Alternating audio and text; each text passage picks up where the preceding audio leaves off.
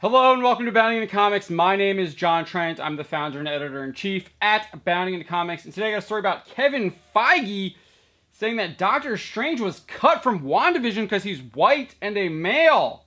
Before we get to it, I'd like to ask if you could please hit that subscribe button if you haven't already. And if you are already subscribed, please make sure you are still subscribed. And hopefully by the end of this video, I will have earned your like and a share that you can share to your friends and family. So let's get to this story. Marvel Studios boss Kevin Feige confirmed that Doctor Strange was cut from the recent Disney Plus season of WandaVision because he's white and a male.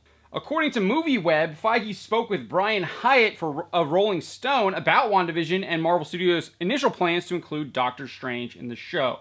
Apparently, Doctor Strange is supposed to be communicating with Wanda via the commercials that were seen throughout the show, like the Toastmate scene in episode 1 and the Strucker Watch scene in episode 2.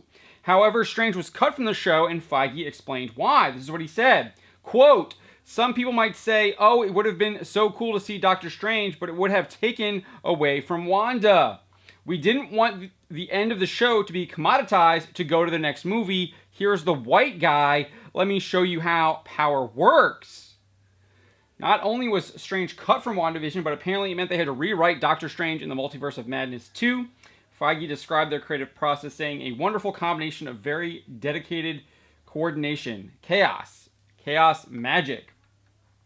To me, this is just another piece of evidence that Marvel Studios has lost its way and they are embracing identity politics full on. And as I've stated previously, when you embrace identity politics, it becomes the sole thing you focus on, and you can no longer tell competent stories. It's clear WandaVision proves that point. It's a muddled mess of a show when you actually take some time to think about what actually happened in it. None of it really makes any sense.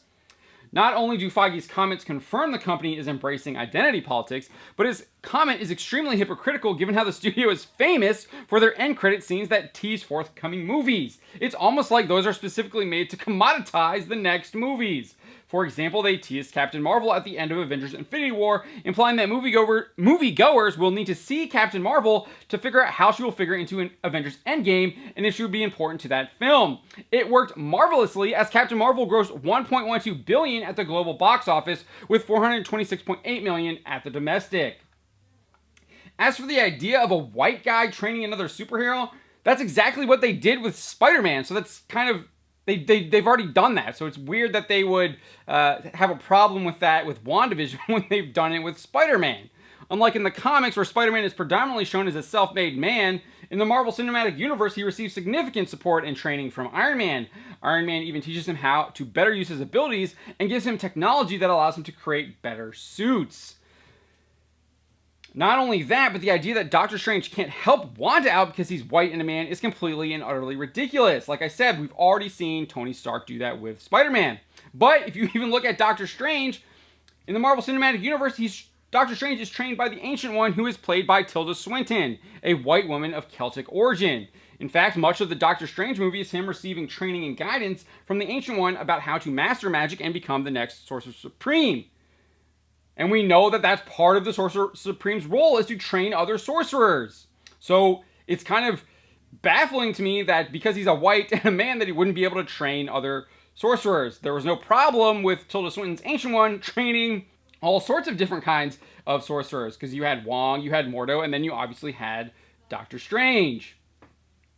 And then speaking of the Sorcerer Supreme, that's who Doctor Strange is. It's his job as the Sorcerer Supreme to protect the multiverse, specifically from mystical threats, as Wong explained in the Doctor Strange film. This is what he said. The Ancient One is the latest in a long line of Sorcerer Supreme, going back thousands of years to the father of the mystic arts, the mighty Agamotto. He would add, Agamotto built 3 sanctums in places of power where great cities now stand. Together, the sanctums generate a protective shield around our world. Specifically, those shields protect from, quote, other dimensional beings that threaten our universe. Now, Wanda is not an other dimensional being, but she is a being that is messing around with other dimensions, and we know that they were dealing with Caecilius, who is also not an other dimensional being, but was messing around with the possibility of entertaining the idea of Dormammu taking over the Earth. So, given he becomes the guardian of the New York Sanctum, it would make sense that he would investigate or at least be peripherally involved in what Wanda was up to in New Jersey. At the very least, he would have tasked Wong or another sorcerer to investigate, or at least requested their aid to investigate. Even more so, this is so baffling, because Feige announced that WandaVision would lead into Doctor Strange in the Multiverse of Madness back at San Diego Comic-Con in 2019. This is what he said at San Diego Comic-Con 2019.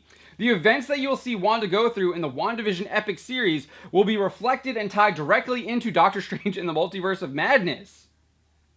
Like, he literally said that WandaVision would tie in to Doctor Strange in the Multiverse of Madness, so one would have assumed that Doctor Strange would show up, but apparently they decided to embrace this identity politics, and they couldn't have Doctor Strange show up because he was a man and a white guy.